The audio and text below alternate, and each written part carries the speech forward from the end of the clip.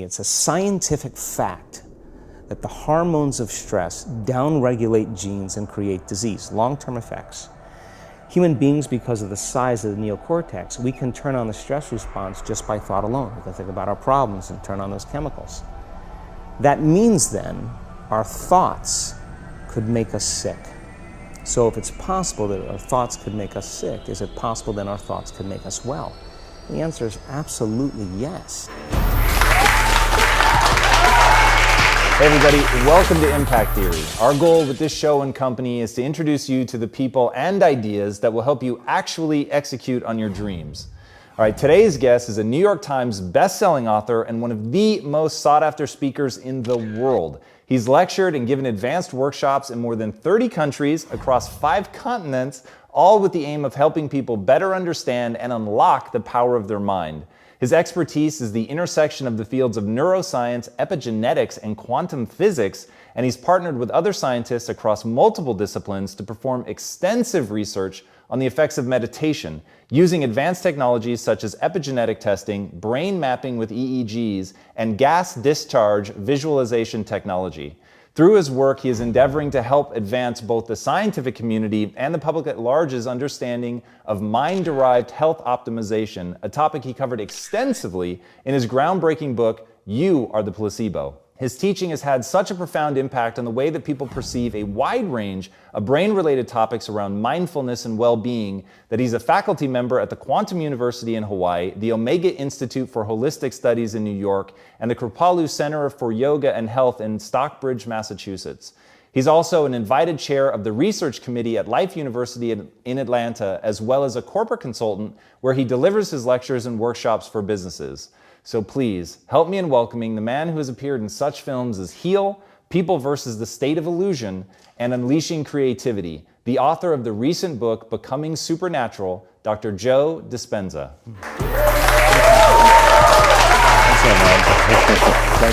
Thanks for being here. So diving into your world and how you perceive the sense of self and the way that you marry science to the way that we form memories, the way that we live in a perpetual state of reliving our past and things like that, it's really, really incredible. And I want to dive into the whole notion of you sort of being a habitual construct. Like what is that? What is the habit of you? Well, a habit is a redundant set of automatic, unconscious thoughts, behaviors, and emotions that's acquired through repetition. A habit is when you've done something so many times that your body now knows how to do it better than your mind. So if you think about it, people wake up in the morning, they begin to think about their problems. Those problems are circuits of memories in the brain. Each one of those memories are connected to people and things at certain times and places. And if the brain is a record of the past, the moment they start their day, they're already thinking in the past. Each one of those memories has an emotion. Emotions are the end product of past experiences. So the moment they recall those memories of their problems, they all of a sudden feel unhappy, they feel sad, they feel pain. Now, how you think and how you feel creates your state of being. So the person's entire state of being when they start their day is in the past. So what does that mean? The familiar past will sooner or later be predictable future. So if you believe that your thoughts have something to do with your destiny, and you can't think greater than how you feel, or feelings have become the means of thinking, by very definition of emotions, you're thinking in the past. And for the most part, you're going to keep creating the same life. So then people grab their cell phone, they check their WhatsApp, they check their text, they check their emails, they check Facebook, they take a picture of their feet, they post it on Facebook, they tweet something, they do Instagram, they check the news, and now they feel really connected to everything that's known in their life. And then they go through a series of routine behaviors. They get out of bed on the same side, they go to the toilet, they get a cup of coffee, they take a shower, they get dressed, they drive to work the same way, they do the same things, they see the same people, that push the same emotional buttons, and that becomes the routine, and it becomes like a program. So now they've lost their free will to a program, and there's no unseen hand doing it to them. So when it comes time to change, the redundancy of that cycle becomes a subconscious program. So now 95% of who we are by the time we're 35 years old is a memorized set of behaviors, emotional reactions, unconscious habits, hardwired attitudes, beliefs, and perceptions that function like a computer program. So then a person can say with their 5% of their conscious mind, I want to be healthy, I want to be happy, I want to be free. But the body's on a whole different program. So then how do you begin to make those changes? Well, you have to get beyond the analytical mind, because what separates the conscious mind from the subconscious mind is the analytical mind. And that's where meditation comes in, because you can teach people through practice how to change their brainwaves, slow them down. And when they do that properly, they do enter the operating system where they can begin to make some really important changes. So most people then wait for crisis or trauma or disease or diagnosis. They wait for loss, some tragedy to make up their mind to change. And my message is, why wait? And you can learn and change in a state of pain and suffering, or you can learn and change in a state of joy and inspiration. And I think right now, the cool thing is that people are waking up.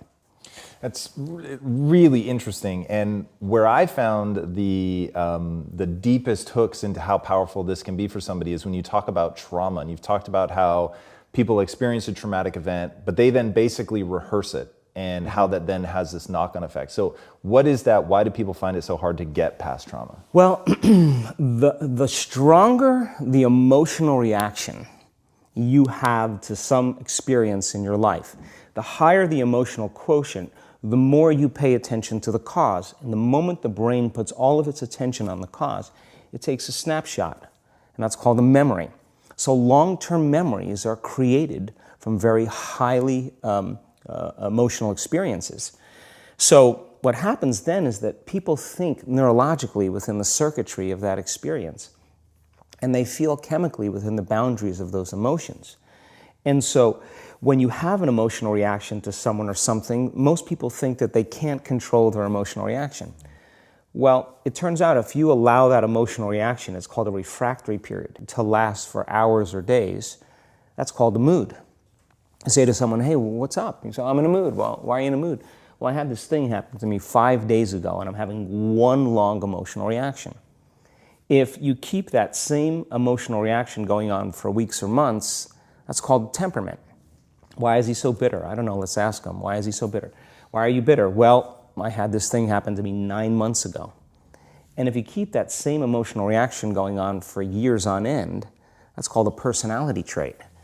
And so learning how to shorten your refractory period of emotional reactions is really where the work starts. So then people, when they have an event, what they do is they keep recalling the event, because the emotions of stress hormones, the survival emotions, are saying, pay attention to what happened, because you want to be prepared if it happens again. Turns out most people spend 70% of their life living in survival and living in stress. So they're always anticipating the worst case scenario based on a past experience. And they're literally, out of the infinite potentials in the quantum field, they're selecting the worst possible outcome, and they're beginning to emotionally embrace it with fear. And they're conditioning their body into a state of fear. Do that enough times, body has a panic attack without you. You can't even predict it because it's programmed subconsciously. So then you say to the person, why are you this way? And they'll say, I am this way because of this event that happened to me 15 or 20 years ago. And what that means from a biological standpoint is that they haven't been able to change since that event. So then the emotions from the experience tend to give the body and the brain a rush of energy. So people become addicted to the rush of those emotions, and they use the problems and conditions in their life to reaffirm their limitation, so at least they can feel something. So now when it comes time to change, you say to the person, why are you this way? Well, every time they recall the event, they're producing the same chemistry in their brain and body as if the event is occurring, firing and wiring the same circuits and sending the same emotional signature to the body.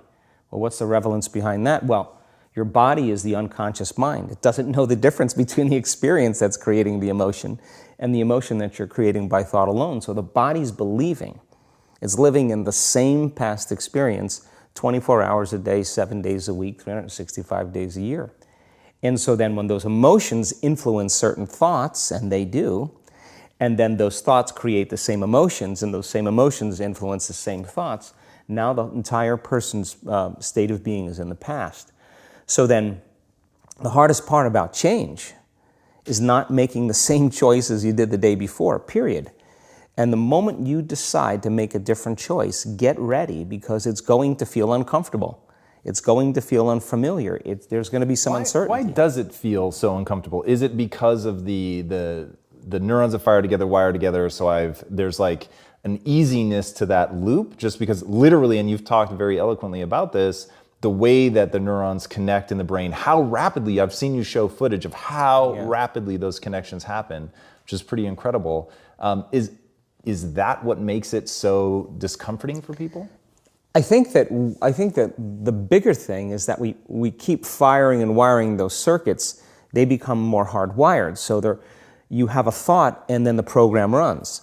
But it's the emotion that follows the thought. If you have a fearful thought, you're going to feel anxiety. The moment you feel anxiety, your brain's checking in with your body and saying, yeah, you're pretty anxious. So then you start thinking more corresponding thoughts equal to how you feel. Well, the redundancy of that cycle conditions the body to become the mind. So now, when it comes time to change, a person steps into that river of change and they make a different choice, and all of a sudden, they don't feel the same way. So the body says, well, you've been doing this for 35 years. You're going to just stop suffering and stop feeling guilty and stop feeling shameful, and you're not going to complain or blame or make excuses or feel sorry for yourself. Well, the body's in the unknown. So the body says, I want to return back to familiar territory. So the body starts influencing the mind, and it says, start tomorrow. You're too much like your mother. You'll never change. This isn't going to work for you. This doesn't feel right. And so if you respond to that thought as if it's true, that same thought will lead to the same choice, which will lead to the same behavior, which will create the same experience, which will produce the same emotion. I want to talk about that notion of, give me a little more detail on what you mean by the body becomes the mind, or the unconscious mind. What do you mean by that exactly? Well, those are two different things. Your body is your unconscious mind.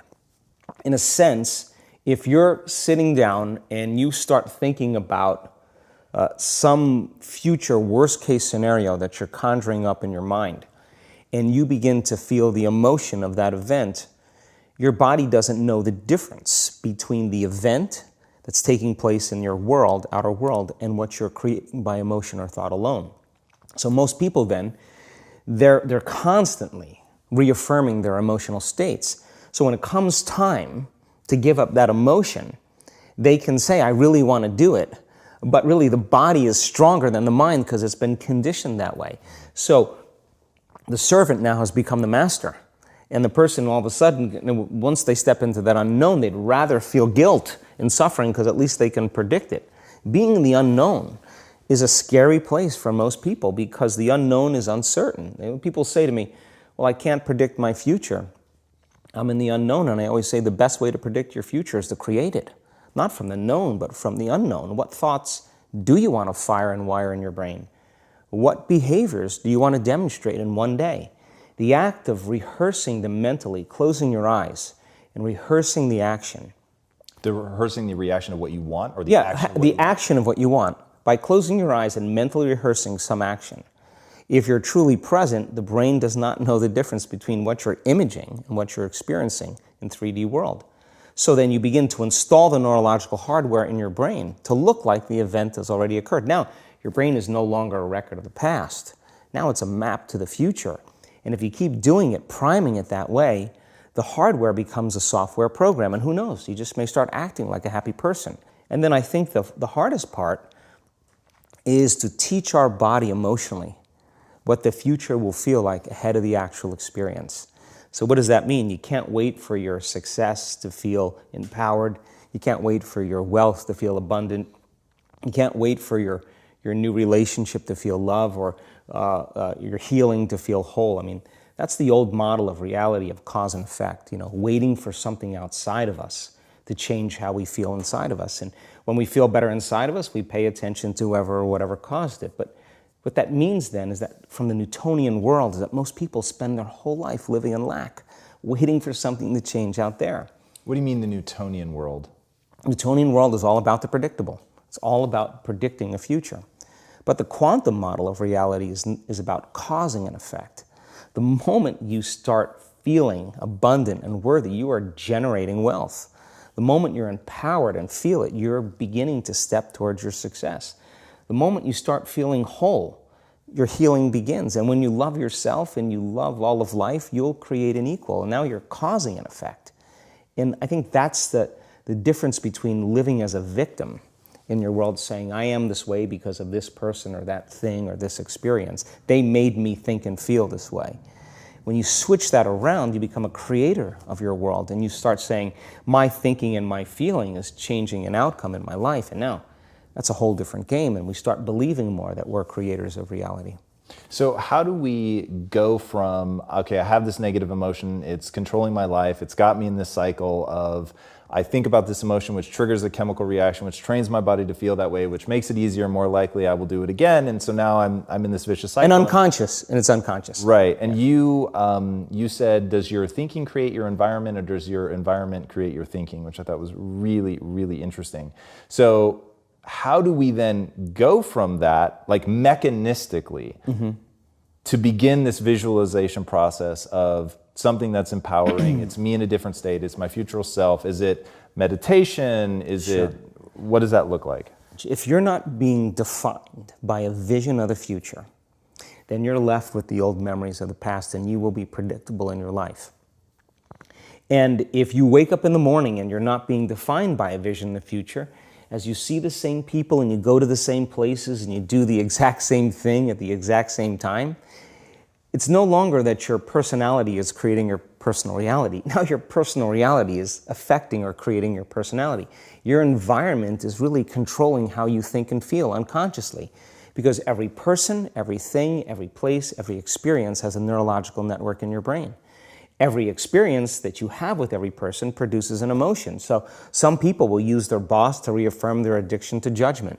They'll use their enemy to reaffirm their addiction to hatred. They'll use their friends to reaffirm their addiction to suffering. So now they need the outer world to feel something. So to change then is to be greater than your environment, to be greater than the conditions in your world. And the environment is that seductive. So then why is meditation the tool? Well, let's sit down, let's close our eyes. Let's disconnect from your outer environment. So if you're seeing less things, there's less stimulation going to your brain. If you're playing soft music or you have earplugs in, less sensory information coming to your brain, so you're disconnecting from your environment.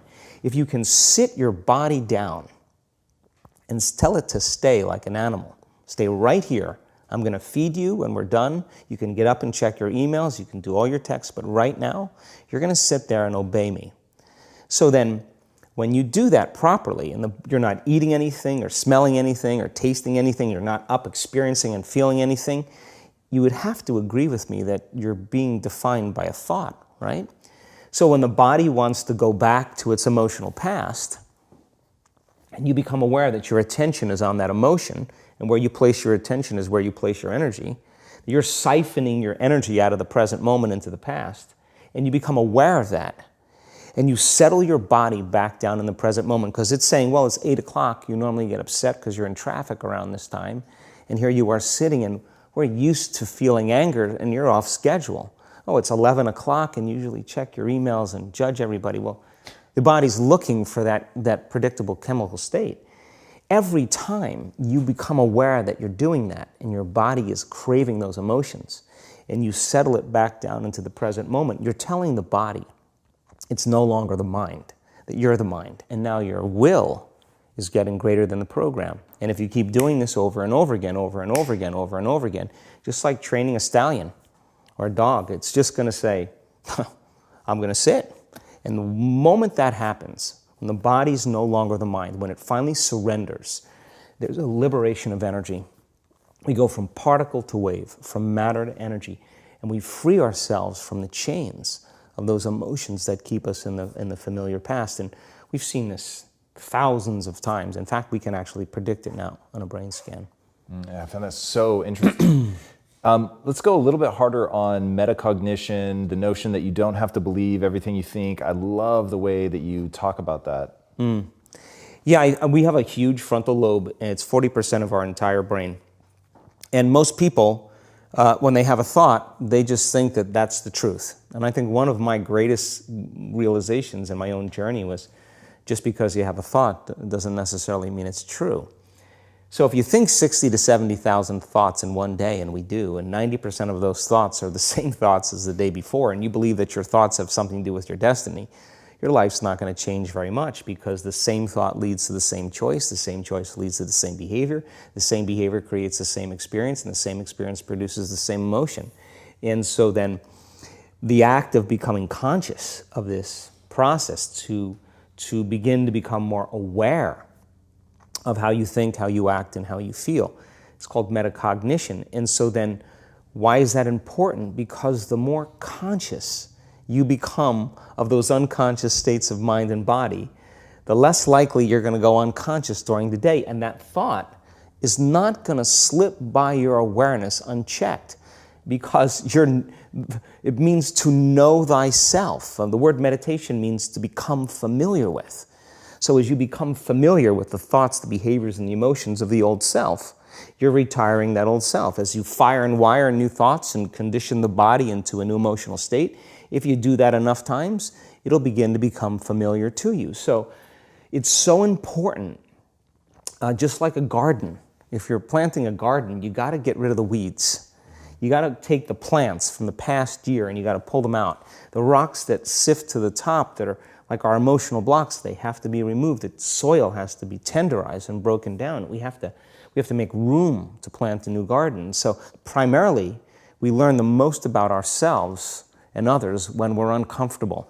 Because the moment you move into that uncomfortable state, normally a program jumps in. When that program jumps in, it's because the person doesn't want to be in the present moment and engage it consciously. So when you teach people how to do that with a meditative process, it turns out that when they're in their life, they're less likely to emotionally react. They're less likely to be so rigid and believe the thoughts they were thinking. They're more aware of when they go unconscious back into a habit, and that is what starts the process of change.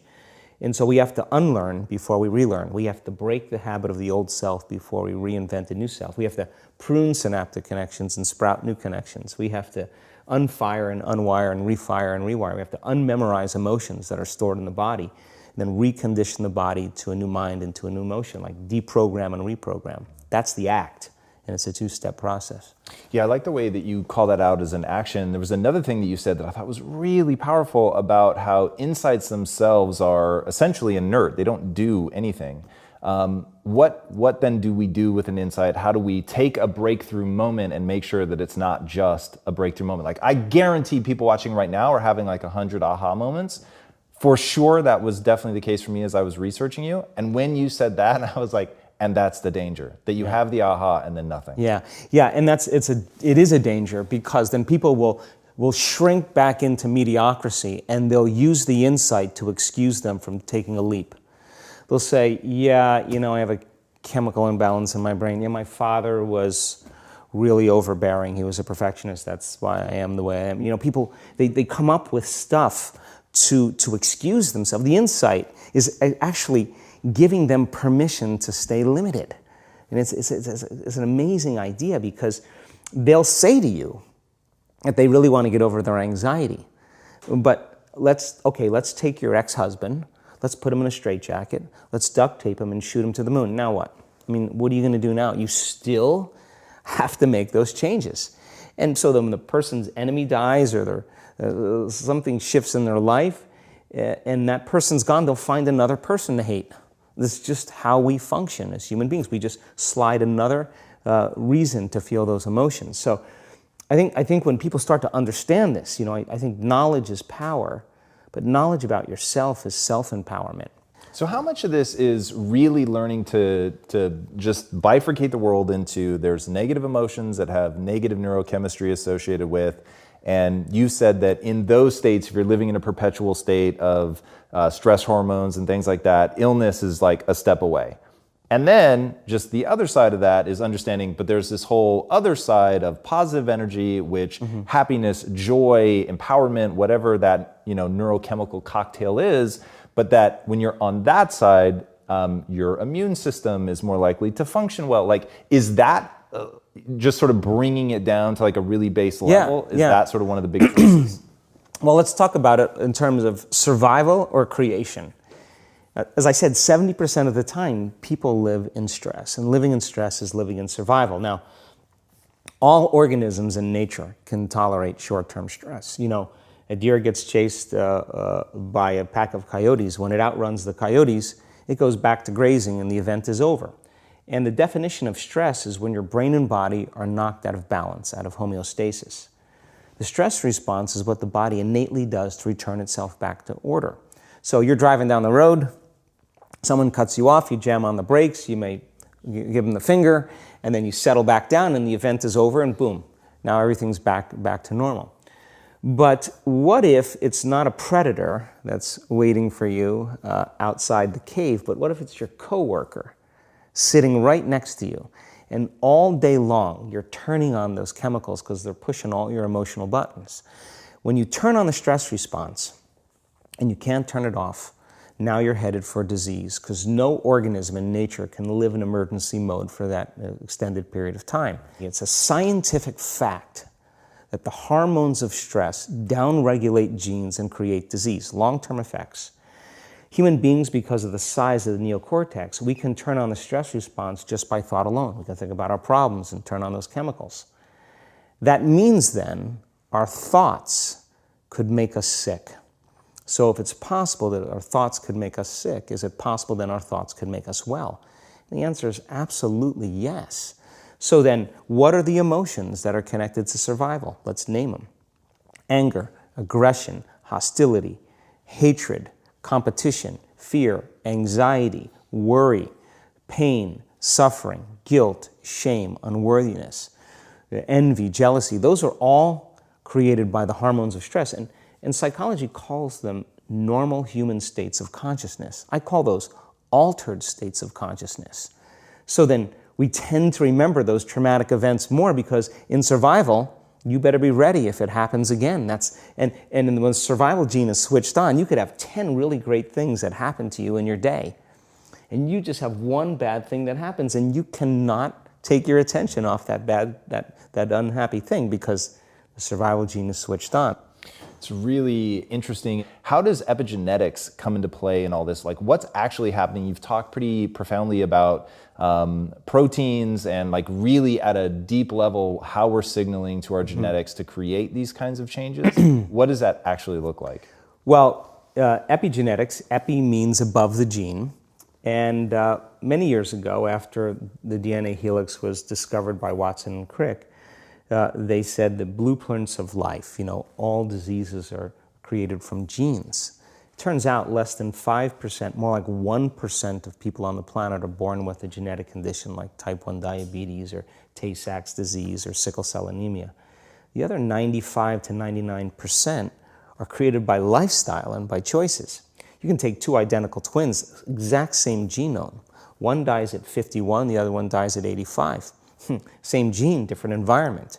So all of a sudden they said, we lied. That was wrong. It's not genes that create disease. It's the environment that signals the gene that creates disease. Well, okay. But that's not the whole truth too, because you could have two people working side by side in the same factory. One gets cancer after being exposed to a carcinogenic for 25 years. Both working for 25 years, the other one has no cancer at all. So there must be some internal order that would cause one person to not get it while another one does. So is it possible then, if the environment signals the gene, and it does, and the end product of an experience in the environment is called an emotion, can you signal the gene ahead of the environment by embracing an elevated emotion? We've done the research on this. We measured 7,500 different gene expressions in a group of people that came to an advanced event for 4 days. And we had them doing a seated meditation, a walking meditation, a laying down meditation, a standing meditation. And at the end of 4 days, just 4 days, the common 8 genes that were upregulated, 2 genes to suppress cancer cells and tumor growth, 2 genes for neurogenesis, the growth of new neurons in response to novel experiences and learning, the gene that signals stem cells to go to damaged areas and repair them, the gene for oxidative stress, was upregulated. We started seeing all these genes that are very, very healthy to cause the body to flourish. Imagine if people were doing that for 3 months. We also measured telomeres, the little shoestrings on the end of DNA that tell us our biological age. We asked people to do the work, meditation, 5 out of 7 days for 60 days. Measure their telomeres that determine their biological age. 60 days later, 74% of the people lengthened their telomeres. 40% significant change. 20% a very remarkable change. That means that they got a little bit of their life back. If it had lengthened by 10%, they got 10% of their life back. That's incredible. Before I ask my last question, tell these guys where they can find you online. Sure, my website is just drjoedispenza.com. You can follow us on Facebook, Twitter, Instagram. We're all over. And then my final question, what's the impact that you want to have on the world? I think that the end game for me is to empower people to such a degree that they realize that they need less things outside of them to make them happy, less things outside of them to regulate their moods and their behaviors, and that they begin to use the kind of the power that we all have access to, and to really and to change the world, to make a difference so that there's more peace, there's more wholeness, there's more connection, that we support and love each other, we serve better. And I think that we have to start, for the most part, if everybody's working on themselves and doing their best to present the greatest ideal of themselves to the world, I think the world will be a better place. And so that's my passion, and I'm witnessing it happening now more than I ever thought I would. That's incredible. Joe, thank you so much for being here. It was amazing having you. Guys, go watch this man's videos. They are some of the best explanations of what's going on inside the mind that I've ever come across. There were several that I literally have people in my life that I'm going to force to sit down and watch these things. There's just incredible explanations of how you create yourself out of the things that you do habitually. The way that you think creates a feeling. The way that you feel creates thinking that matches that. And then you get in this cycle, and that coming down to that personality ultimately being a finite set of patterns in your brain, I think is really, really illuminating in terms of how we actually experience the world. And I think when people understand that it's within your control, that you don't have to believe every thought that you think, that you can step outside of that you can leverage metacognition to think about your thinking and deconstruct it and decide what you want to think about and start focusing on that, and create an entirely different version of yourself that has new, elevated feelings, that's over on the side of the positivity, empowering yourself. I think it's really incredible, and he gets deep into the mechanistic stuff, which I love. You guys will not regret diving deep into this man's world. I think you will get some incredible revelations. All right, if you haven't already, be sure to subscribe. And until next time, my friends, be legendary. Take care. Yeah. Thank you so much for being here. That was incredible. Hey everybody, thank you so much for watching and being a part of this community. If you haven't already, be sure to subscribe. You're going to get weekly videos on building a growth mindset, cultivating grit, and unlocking your full potential.